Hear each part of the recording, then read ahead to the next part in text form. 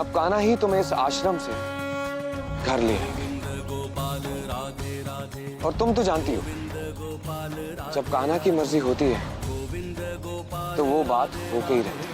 गोविंद गोपाल राधे राधे, गोविंद गोपाल राधे राधे, गोविंद गोपाल राधे राधे, गोविंद गोपाल राधे राधे, गोविंद गोपाल राधे राधे। अच्छा गुरुजी, राधे राधे राधे।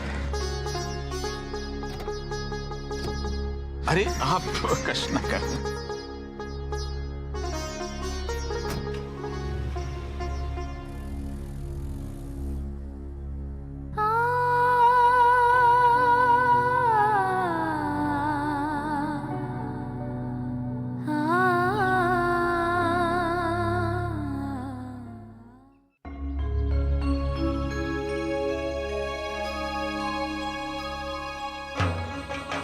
अब मैं कुछ नहीं करूंगा, जो भी करेंगे कान्हा ही करेंगे।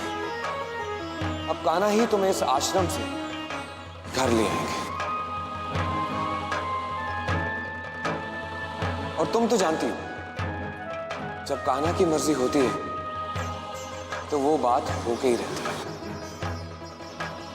अब मैं कुछ नहीं करूंगा, जो भी करेंगे कान्हा ही करेंगे। अब कान्हा ही तुम्हें इस आश्रम से घर ले आएंगे।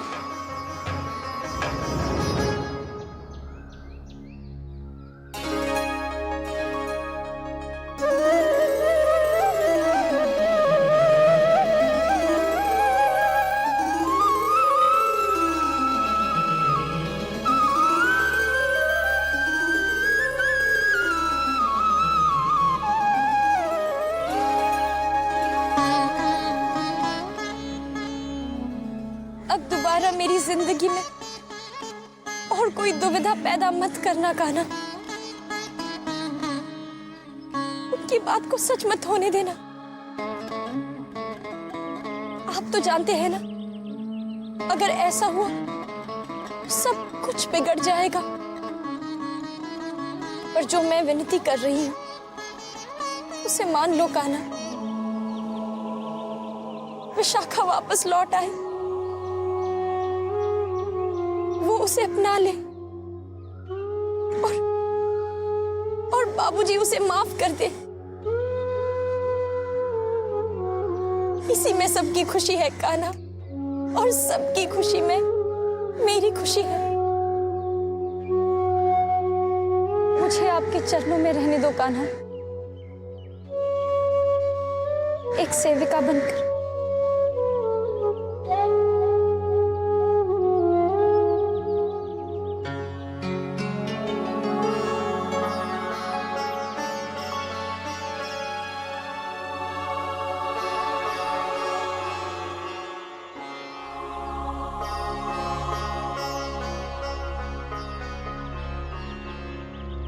राधिका, तुम जैसी दृढ़ निश्चय वाली भक्त यदि इस प्रकार अश्रु बहाएगी तो उन लोगों का क्या होगा बेटी, जो तुम्हें देखकर प्रेरणा लेते हैं। तुमने एक निर्णय लिया है बेटी, अब उसमें किसी प्रकार की दुविधा या आशंका के लिए कोई स्थान नहीं। अब तो तुम्हें केवल अपनी भक्ति और आस्था पर विश्वास करने की आवश्यकता है। यदि तुम्हारा निर्णय सही है तब तो वो तुम्हारे साथ है ही, और मान लो तुम्हारा निर्णय गलत भी है तो प्रभु स्वयं उसे सुधार देंगे। चलो अब अश्रु पोंछो और सब कुछ कान्हा पर छोड़ दो। कृष्णा हरे ओम कृष्णा हरे, कृष्णा हरे ओम कृष्णा हरे, कृष्णा हरे कृष्णा हरे, कृष्णा हरे ओम कृष्णा हरे ओम कृष्णा।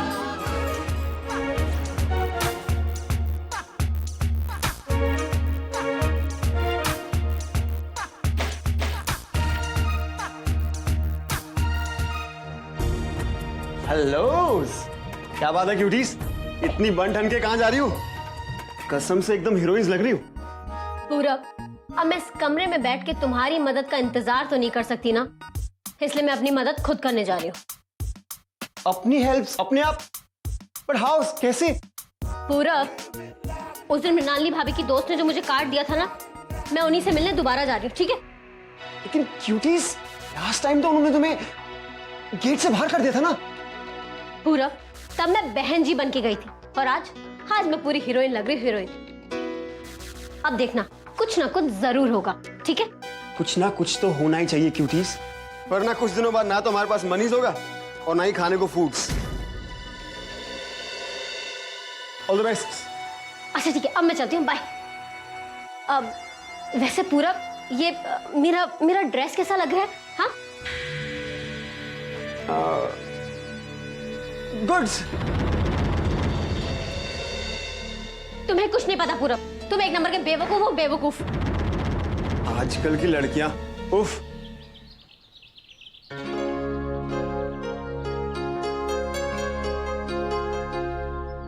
सुशील, एयरपोर्ट के लिए कब निकलना है? बस चलते हैं चाची माँ। पैकिंग वुकिंग हो गया है ना? हाँ वो तो हो गई है, लेकिन वैशाली और दीपिका कुछ खरीदारी करने गए हैं। एक काम करो, उन्हें कह दो कि सीधा एयरपोर्ट आ जाए। ठीक है। तुम भी उन लोगों के साथ चले जाते बेटा तो अच्छा होता। वो दादी माँ, एक्चुअली में मुझे एक जरूरी काम था, तो जरा यहाँ बिजी था, जा नहीं पाया।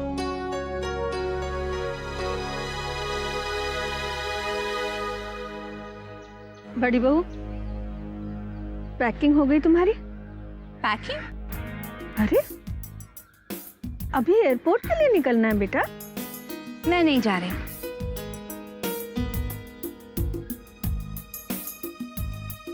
मुझे अपनी फ्रेंड से मिलना है, शॉपिंग करनी है। लेकिन तुम्हारी टिकट? नो वरी दादी माँ, मैंने सुशील चाचा जी से कह दिया था, उन्होंने मेरा टिकट पोस्टपोन करवा दिया।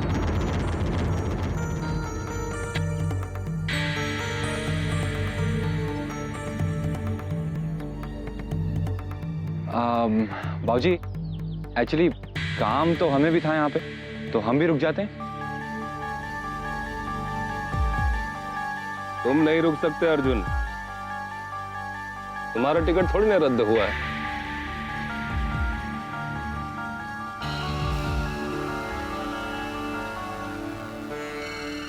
मैं निकलूंगी आप लोगों के साथ ही। आप लोग एयरपोर्ट जाते हुए मुझे रास्ते में शॉपिंग मॉल पे ड्रॉप कर दीजिएगा। ठीक है, चलिए चाची माँ, बारिश का वक्त है, ट्रैफिक में फंस जाएंगे। चलिए।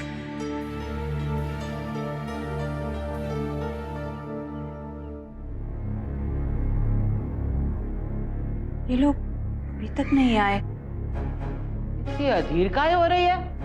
अरे गए हैं ना लाने उपकरम जल्दी को।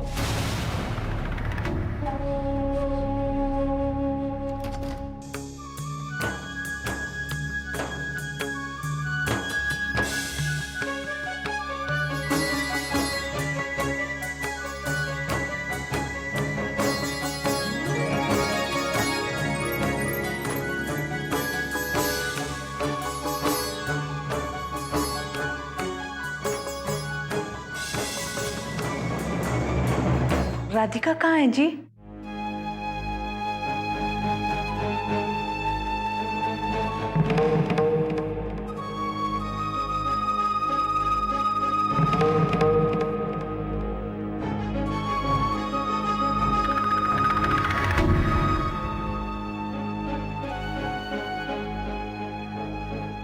बताइए ना जी, राधिका कहाँ है? आप इतने चुपचाप क्यों हैं जी? आपको राधिका मिली ना? वो आश्रम में ही है।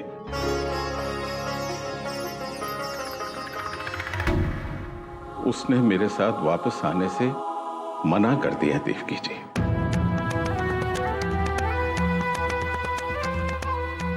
मैंने उसे मनाने की बहुत चेष्टा की देवकी जी, परंतु उसने अपना निर्णय नहीं बदला।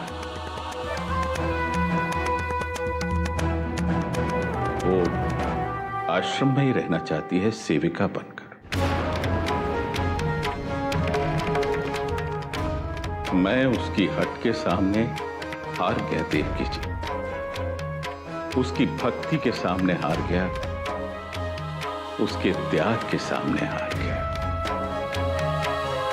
पर आश्रम में सेविका की तरह जीवन बिताना तो बहुत कठिन होता है जी। आप तो अपनी बेटी को जानती हैं देवकी जी, उस कठिन जीवन में भी वो अत्यंत प्रसन्न है, प्रभु की सेवा करते हुए, छात्राओं का ध्यान रखते हुए। अब ऐसे में मैं उससे क्या विवाद करता?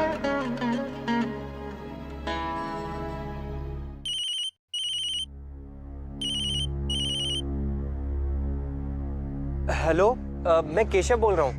हाँ केशव, बोलो। जी वो कॉन्ट्रैक्टर साहब आश्रम आ रहे हैं, प्लान डिस्कस करना चाहते हैं। अगर कल वो चले गए तो 1-2 हफ्ते के लिए काम रुक जाएगा।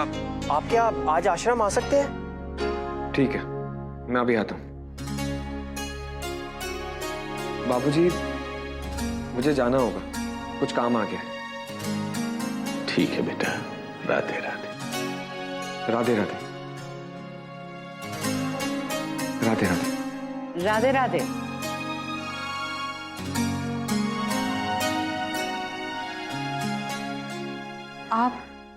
आप विश्राम कर लीजिए जी। ठाकुर जी की बड़ी कृपा है जो उन्होंने हमें हमारी बेटी का समाचार तो दे दिया,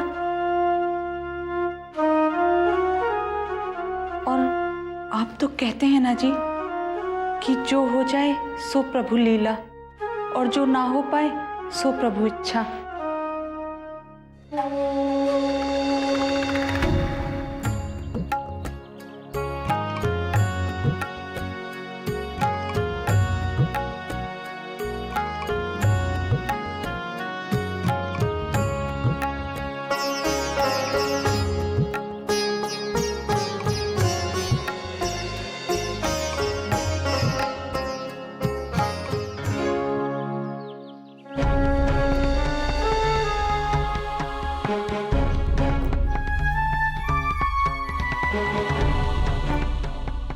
आप दोबारा यहाँ चले आए? क्यों आप अपनी बात मुझसे मनवाना चाहते हैं? क्यों बार बार आप? ये तुम क्या बिना बात? ओह राधिका, तुम शायद भूल रही हो कि आश्रम पुरोहित ट्रस्ट का ही है, और इस जमीन पर हम मठ भी बनाने वाले हैं। मैं तो यहाँ अपने मठ के काम से आया हूं। और वैसे भी मैं तुमसे कह चुका हूं कि मैं तुम्हें ले जाने की कोशिश नहीं करने वाला। अब जो भी करेंगे कान्हा ही करेंगे। कृष्णाय गोविंदाय गोपीजन वल्लभाय कृष्णाय गोविंदाय। राधिका, मठ के स्थल की और कुछ छात्राएं आज वृक्षारोपण करने जा रही हैं। तुम अपने निरीक्षण में ये कार्य करवाओगी तो अच्छा रहेगा। जी, मैं तुमसे ज्यादा अच्छी तरह इन उद्दंड छात्राओं को और कोई नहीं संभाल सकता, और फिर पैने उपकरणों से वो स्वयं को क्षति भी पहुंचा सकती हैं। तुम जानती हो ना मठ स्थल, उसी ओर जिस ओर श्री देवराज पुरोहित जी गए।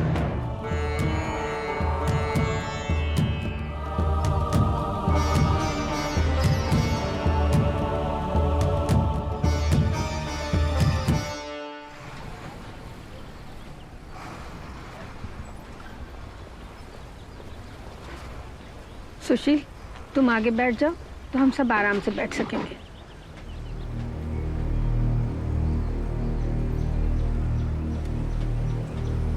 बड़ी बहू, संभाल के रहना, और देर रात तक अकेले मत घूमना, समझी?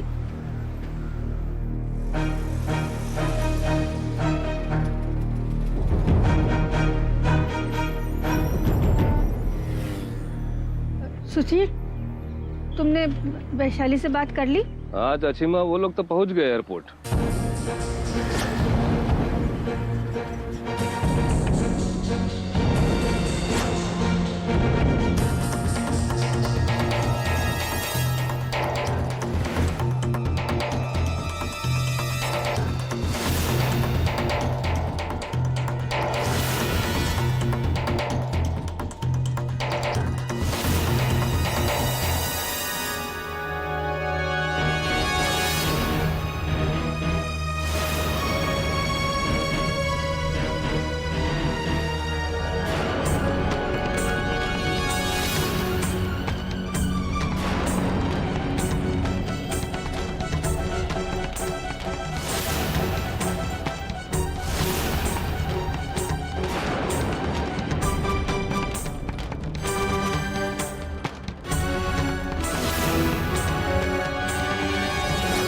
लड़की बिल्कुल छोटी बहू जैसी लगी ना।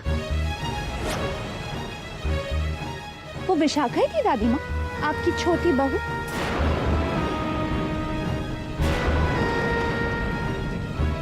नहीं नहीं, ऐसे कैसे हो सकता है? छोटी बहू तो वृंदावन में है, वो यहाँ कैसे आएगी?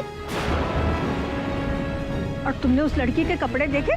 छी छी, छोटी बहू ऐसे कपड़े पहनती है क्या? हाँ?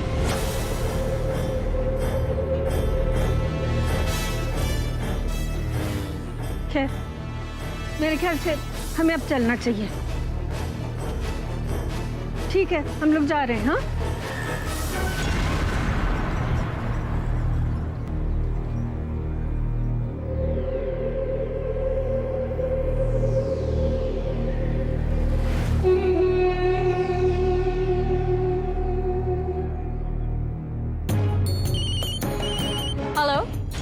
हेलो विशाखा, विशाखा कहाँ हो तुम?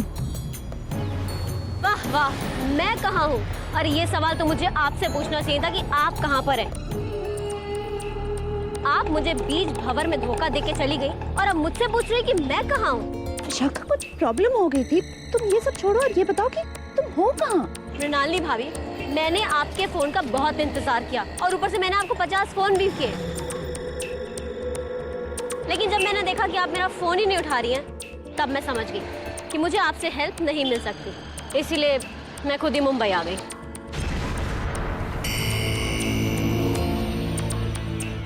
अच्छा किया, बहुत अच्छा किया तुमने विशाखा। वैसे इस वक्त मैं भी मुंबई में हूँ, मिलना? ठीक है, अभी मैं दूसरी मीटिंग के लिए जा रही हूँ, बाद में देखूंगी। कोई बात नहीं, बाद में मिलते हैं। मैं काम करती हूँ, मैं तुम्हें ना अपना एड्रेस मैसेज कर देती हूँ, ठीक है? देखूंगी। Okay bye.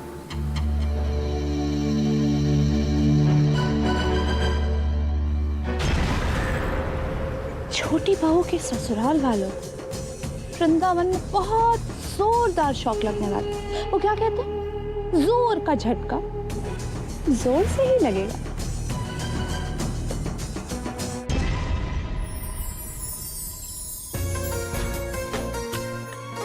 वन्या, इधर गड्ढा खोदो और ये बीज डाल दो। इस बीज से पौधा उगेगा? हाँ।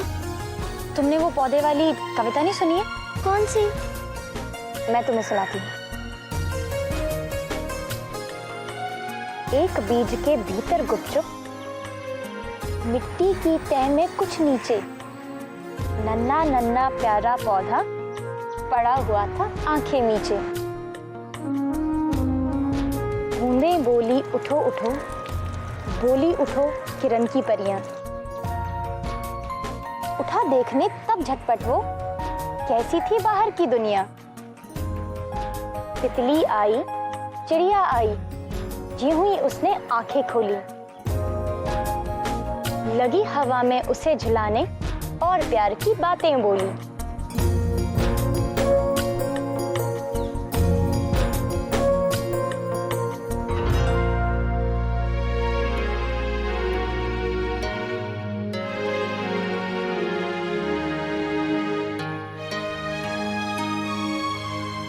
क्या हुआ? ठंडा ही नहीं हो रहा है। मुझे तो मैं करता हूँ।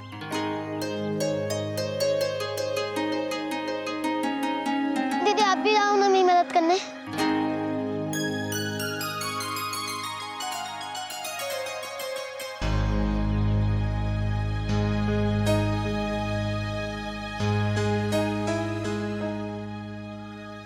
चलो।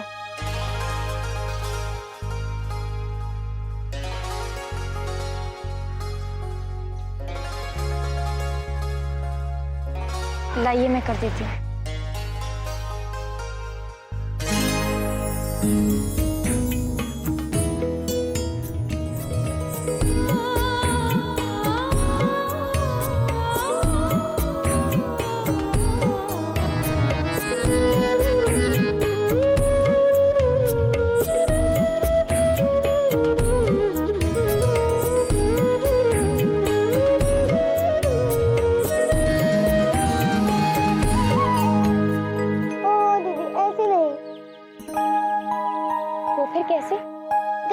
जैसा भी सुना था कविता।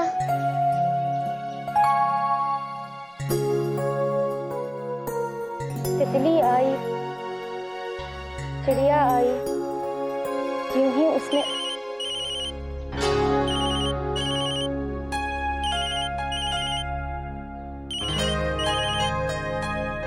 हेलो। हेलो देव। प्रणाम दादी माँ। खुश रहो। अच्छा देव सुन, हम सब मुंबई से वृंदावन आ रहे हैं। बस मुंबई एयरपोर्ट पहुंचने ही वाले हैं। पर दादी माँ इसकी क्या जरूरत है? काम शुरू हो चुका है, काम खत्म होते ही मैं और विशाखा घर आ जाएंगे।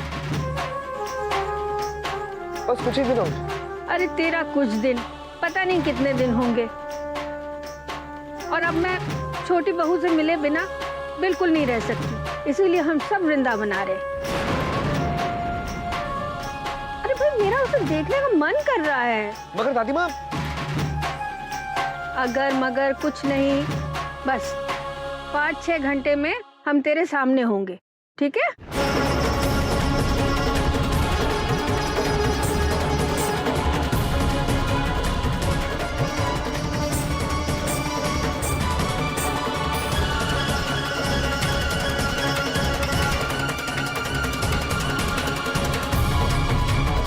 क्या हुआ? दादी माँ ने कहा सारे घर वाले वृंदावन आ रहे, छोटी बहू से मिलने।